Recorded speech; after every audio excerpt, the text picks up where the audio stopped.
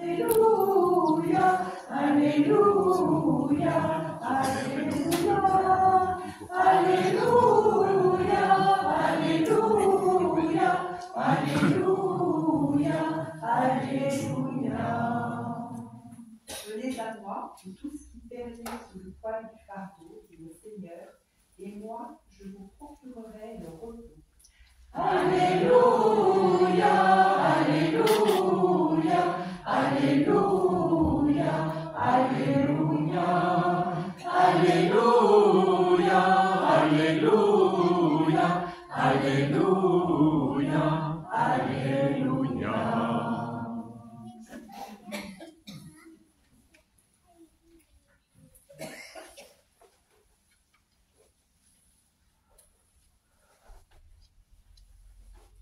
Le Seigneur soit avec vous. Et avec votre esprit. Évangile de Jésus-Christ selon saint Matthieu.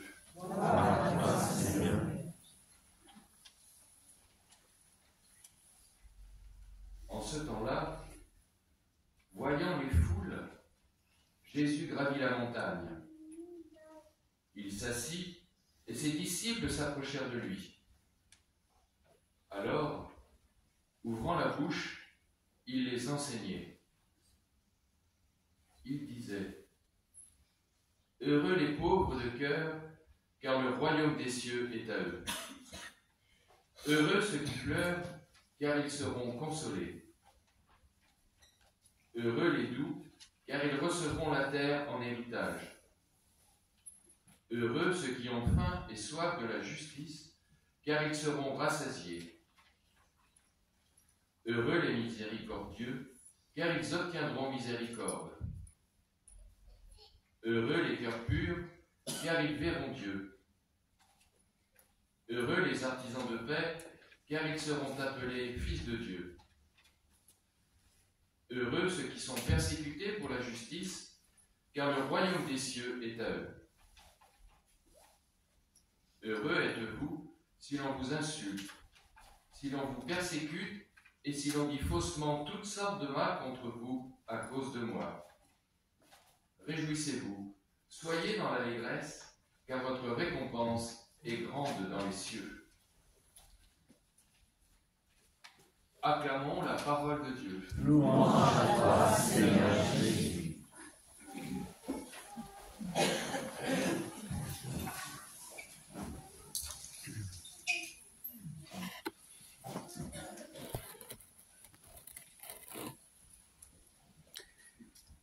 Alors d'abord, je veux vous rassurer, 144 000, ça veut dire quelque chose. C'est pas un chiffre comme on voit, nous, vous savez, de manière très cartésienne, c'est 144 000 et puis c'est un chiffre symbolique. Ça veut dire 12 fois 12 fois 1000, c'est-à-dire la multitude, l'immense multitude. Donc c'est bon, hein, il y a de la place pour tout le monde. Et pas des strapontins. Bonne chaise. Et de beaux espaces. Alors, il y a aussi une manière de lire cet évangile des béatitudes qui soit très moralisant. C'est-à-dire qu'il faudrait faire, c'est-à-dire qu'il faudrait pleurer, être persécuté, tout ça pour pouvoir accéder au royaume.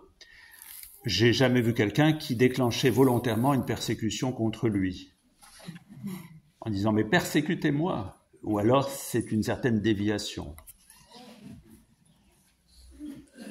Non, la question n'est pas là. C'est pas un code à appliquer qui ferait qu'on accéderait, si on l'appliquait, à la vie. C'est autre chose. Donc ce n'est pas, attention à une lecture moralisante. Alors qu'est-ce que c'est ? Ce n'est pas, encore une fois, de dire on va obtenir son paradis en faisant des trucs et des machins. C'est pas le sujet. Comme disait Christelle tout à l'heure, c'est la question de la pureté du cœur. Qu'est-ce que ça veut dire ? C'est un peu, aujourd'hui, on voudrait prendre, pour cette fête de la Toussaint, cet angle. Qu'est-ce que la pureté du cœur? Tu l'as dit tout à l'heure. Eh bien, c'est ce regard qui est comme lavé par la grâce. Tout à l'heure, j'avais demandé à Johanna d'ouvrir ce qui empêche de voir la verdure derrière, ici. Et j'ai été surpris de voir qu'il y avait une plante qui se balançait. Je me dis, mais est-ce que c'est à l'intérieur? Il doit y avoir un courant d'air. Et tout à l'heure, j'ai vu, au fond de l'église, quelqu'un qui se balançait aussi avec un bébé pendant le Gloria. Je me suis dit, ça balance sec ici. Qu'est-ce que c'est que cette histoire? C'est que ce qui compte, c'est de s'ouvrir à la grâce. Qu'est-ce que la grâce? La grâce, c'est l'amour gratuit de Dieu, grâce, gratuit. Donc, cette fête de tous les saints, c'est la fête de tous ceux qui s'ouvrent à l'œuvre de Dieu en eux, qui est gratuite. Il n'y a pas besoin d'être parfait. Ce qui nous est demandé, c'est d'être ouvert à la grâce. Qui que l'on soit, n'oubliez pas que si vous êtes dans cette église ce matin, c'est parce qu'un persécuteur de chrétiens s'est mis à annoncer l'évangile. Saint Paul, ça vous dit quelque chose? On est dans l'église Saint-Paul ici. C'était un grand persécuteur de chrétiens. Il s'est ouvert à l'évangile et c'est grâce à cela que, chers amis, chacun d'entre nous est ici aujourd'hui. Parce qu'il a propagé, il a poussé toute l'Église à s'ouvrir aux nations et aux païens que nous sommes. Beaucoup plus récemment, quelqu'un comme Jacques Fesch, ça vous dit quelque chose? Qui était un criminel, qui s'est ouvert à la grâce de Dieu. Je pense que son procès de béatification est en cours. Vous voyez, la question de la sainteté, c'est la question de cette confiance qui fait que nous nous ouvrons à une grâce qui nous dépasse, à un souffle qui nous fait bien nous balancer selon l'amour de Dieu et découvrir ce rythme nouveau qui est un rythme de paix, un rythme de douceur, un rythme de pardon, un rythme de don, un rythme de force. Non pas la force selon le monde, mais la force selon l'amour sans limite qui s'offre à nous. Oui, tout est grâce. C'est la fin du journal d'un curé de campagne, n'est-ce pas, de Bernanos. Et vous voyez ce qui se passe à la fin, c'est que ce petit prêtre qui meurt, qui a un atavisme, qui a reçu de ses parents vraiment une fragilité, et qui va mourir et qui va recevoir le pardon de Dieu d'un prêtre défroqué et la dernière prière, et il finit en disant « Tout est grâce, tout est grâce ». Vous voyez, ceci nous dit que tous les chemins nous sont ouverts. Il n'y a rien à craindre. Avec Dieu, tout est grâce. Et nous pouvons, ce qu'il y avait une chose à retenir, c'est que jamais nous n'avons besoin de nous écarter du Seigneur, parce que jamais il ne nous juge. Le Seigneur veut nous sauver, non pas nous juger. Qu'est-ce qu'être sauvé? C'est d'être envahi par cet amour sans limite qui fait que nous devenons pleinement vivants. Le vrai bonheur. Et vous voyez, les saints, ceux qui ont été répertoriés, mais il y en a des multitudes. Bien, les saints répertoriés nous sont indiqués par l'Église pour nous montrer que,